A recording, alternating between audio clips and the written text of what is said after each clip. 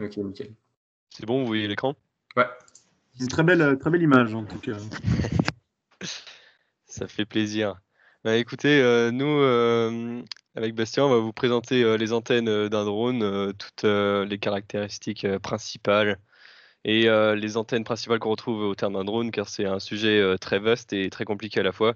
Donc on va essayer de faire ça de manière générale, mais tout en apportant pas mal d'informations, je l'espère. Donc on peut voir qu'il y a différents types d'antennes. On retrouve un peu deux grandes catégories. Donc il y a les directionnelles et les omnidirectionnelles. Les omnidirectionnelles, on retrouve les pagodas, les bâtons ou les patchs. Donc en général, c'est celles qui captent le mieux, parce qu'elles captent un peu tout autour et donc elles permettent un meilleur signal possible pour une meilleure réception. Dans les directionnelles, on retrouve les patchs, l'image du milieu.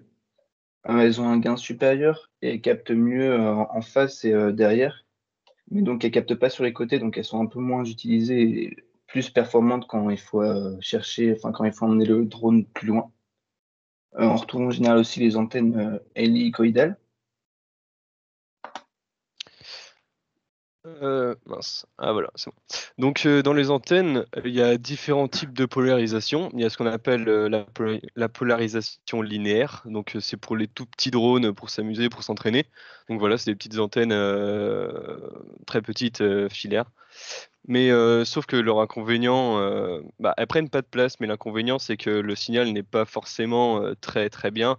Il peut être rapidement dégradé avec des obstacles, les pertes de signal. Je veux dire, qui se fait d'un coup, en fait, qui est pas vraiment progressif. Ensuite, il y a les polarisations circulaires, donc c'est le mieux. C'est moins sensible à la perturbation, le signal est plus progressif, on a le temps de voir quand on va perdre le signal. Et on utilise la circulation droite et gauche. Et en fait, la plus utilisée, c'est la droite. Et l'avantage, c'est que quand on peut faire des courses, l'avantage, c'est de mixer les deux. Parce qu'en fait, si vous avez une même polarisation, par exemple circulaire droite, et ben si vous êtes sur des canaux avec une fréquence très proche, en fait, vous allez pouvoir brouiller ou embrouiller votre drone ou celui du voisin. Donc, c'est pas forcément quelque chose de. C'est pas ce qu'on attend, en fait. Donc, dans les courses, ce qui se fait beaucoup, c'est d'utiliser à la fois la polarisation circulaire droite pour un drone et pour un autre drone voisin, la gauche, afin de pouvoir communiquer sur des fréquences très proches sans embrouiller le drone du voisin. Donc pour les caractéristiques principales d'une antenne, on va toujours chercher à avoir le meilleur signal possible. Donc pour ça, il faut associer des antennes similaires sur le drone et puis sur notre casque, par exemple. Parce que si on prend des antennes différentes, par exemple une directionnelle et une omnidirectionnelle, on aura une perte de signal de 3 dB. Sachant que tous les 6 dB, la puissance est divisée par 2, on va plutôt privilégier l'association d'antennes similaires. Mais c'est toujours possible d'utiliser deux antennes qui sont différentes, mais donc notre puissance sera divisée, et donc c'est pas ce qu'on recherche pour être plus efficace. Si par exemple sur notre drone on veut changer d'antenne, c'est toujours possible, mais dans ce cas-là, il faut utiliser des adaptateurs. Alors ensuite, on va parler de quelques caractéristiques principales d'une antenne. Donc pour tout ce qui est gain, on va parler en décibels. Donc c'est l'unité de mesure de la perte ou du gain d'une antenne. La mesure de puissance d'une antenne, elle représente l'efficacité avec laquelle l'antenne convertit l'électricité en ondes radio.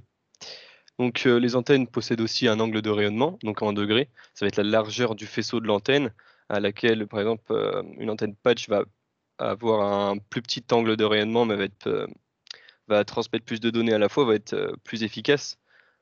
Contrairement à une antenne omnidirectionnelle qui, elle, va quasiment avoir un angle de rayonnement de 360 degrés, mais en ayant un peu plus de pertes. La couverture, c'est la zone physique dans laquelle un signal peut être reçu et transmis. Donc voilà, va parler. Si votre drone est loin, par exemple, vous pouvez toujours communiquer avec dans une certaine zone jusqu'à temps que l'antenne vous limite dans la portée du drone.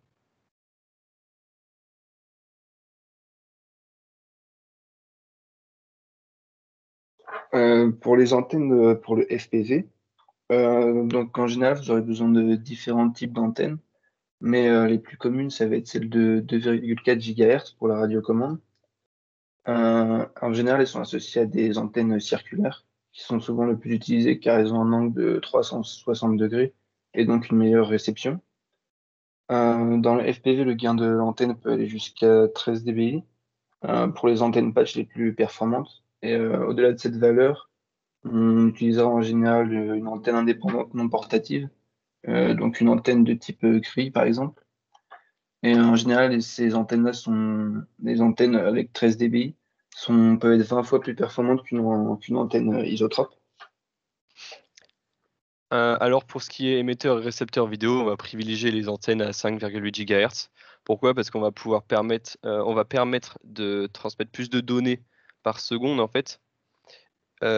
Mais pour autant, la distance à laquelle on va pouvoir utiliser ces antennes, transmettre des données, va être réduite. Mais pour le flux vidéo qui demande énormément de données en une seconde, on va privilégier ces antennes à cette fréquence-là, qui vont pouvoir transmettre des données à cette fréquence-là. Donc voilà, dans le VTX, il y a l'émetteur TX qui est positionné sur le drone et le récepteur qu'on appelle RX qui est positionné sur les casques, par exemple, pour le FPV. Donc pour connecter les antennes, il y a plusieurs possibilités. En général, il y a deux types de connectiques, le SMA et le RPSMA. Donc il y a un type femelle et un type mâle pour les deux. Donc en général, on a quatre possibilités, donc aussi quatre possibilités de se tromper. Donc il faut relier une SMA mâle avec une SMA femelle. Donc comme vous pouvez le voir sur la photo, le SMA mâle, il a une visserie interne et un picot interne, alors que le femelle a une visserie externe et un trou. Et donc c'est inversement pour le RPSMA. Et en général, on peut utiliser un adaptateur si on veut changer. Et, par exemple, au lieu d'utiliser un SMA mâle, on utilise un RPSMA à la place. Mais pour ça, il faut utiliser des adaptateurs. Alors, il existe aussi des boosters d'antennes pour les drones DJI et Unique. Par exemple, là, on vous a mis deux exemples. Donc, le Raptor SR. Donc, c'est un booster qui prend moins de place, qui va permettre de multiplier par deux la portée de l'antenne standard. Il y a aussi le Raptor XR, qui est quant à lui beaucoup plus imposant, mais forcément, il y a des avantages aussi, beaucoup plus performant, jusqu'à 4 fois l'augmentation du signal par rapport à une antenne standard. Donc voilà, il faut un peu mesurer le pour et le contre, savoir lequel on veut. Mais c'est vrai que le Raptor XR prend quand même beaucoup de place, donc pourquoi pas partir sur un SR, mais on pourra aller moins loin dans la transmission de données. Donc voilà, on vous remercie de votre attention. Et est-ce que vous avez des questions auxquelles on pourrait, je l'espère, répondre? Je sais pas, au niveau genre de la polarisation, là, genre, vous disiez circulaire ou. Je sais plus. Yes, ça. Ouais, circulaire ou linéaire. En gros, c'est quoi polariser une antenne, genre c'est la façon dont la bobine est enroulée, c'est. Oui, c'est ça. En fait, si tu veux, ton antenne, sur les petites antennes, les toutes petites pour les drones, tu vas avoir une émission à travers une antenne, si tu veux, qui est toute droite. Par exemple, là, tu vois, sur l'image de droite, ça c'est une polarisation circulaire. Ça va être beaucoup plus efficace et moins sensible aux perturbations, si tu veux. Mais elles sont privilégiées pour les courses et les plus gros drones, car les plus petites antennes linéaires sont moins efficaces et plus sensibles au bruit. Ah oui, en fait, les antennes linéaires, c'est genre les trucs de radio, là. Les fils de radio qui pendent, limite. Oui, c'est ça, c'est tout Ouais, voilà, petit, ok. les tout petits trucs. Ouais. Ça marche, merci. Pas de problème. Et juste, donc là, en fait, tu as deux antennes. Enfin, tu auras une antenne pour le flux vidéo et une antenne pour contrôler le drone. Et elles n'auront pas la même puissance, c'est ça? C'est ça. Bah, en fait, elles vont pas fonctionner sur la même fréquence. En fait, pour la commande de ton drone, tu vas utiliser une antenne à 2 et quelques gigahertz parce que en fait, tu auras moins besoin de transmettre de données. Mais donc l'avantage, c'est que tu pourras aller plus loin. Tandis que dans ton flux vidéo, tu vas transmettre énormément de données, donc on va utiliser une fréquence plus élevée. Mais par exemple, quand tu feras de la prise de vue ou du FPV, ton drone il pourra aller super loin. Ta vidéo elle va couper avant que ton drone tu ne puisses plus le commander. Parce que ton antenne 5,8 GHz aura certes une transmission de données plus importante, mais une portée beaucoup moins importante que la 2 GHz. Ok, merci. Pas de problème. Moi, j'avais une question également au niveau du booster. Comment il marche en gros au niveau électrique? Est-ce que c'est une ampli? Enfin, c'est quoi exactement? Sur cette question, c'est vrai que je ne saurais pas vraiment te répondre, mais après, est-ce qu'on pourrait imaginer que on pourrait imaginer la portée que ça peut-être, je sais pas, diminue la fréquence pour aller plus loin. Après, c'est sûr que la stabilité du signal sera moindre. C'est vrai que je suis un peu embêté parce que je sais pas exactement te répondre, mais oui, je pense que ça marche comme Non, mais comme t'inquiète, c'est pas grave, hein, c'est pas du tout dans le thème en soi, hein, donc, mais c'est juste une question comme ça, quoi. ouais, ok.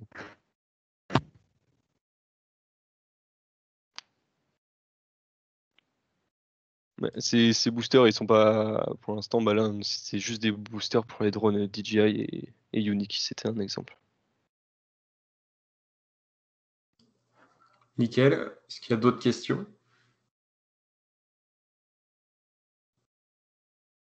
Non. Bon, bah, en tout cas, merci les gars, on peut les applaudir. Allez! Allez. Allez, bravo. C'était non, c'était très intéressant, c'était très bien expliqué aussi. Donc, bravo. Parfait. Voilà. Merci. J'espère vous avoir appris des choses. C'est l'objectif des formations. Ouais. Donc, non, c'était très bien. Alors, je vais couper l'enregistrement. Comment on fait? Je ne sais pas. Arrêter l'enregistrement. Voilà, nickel.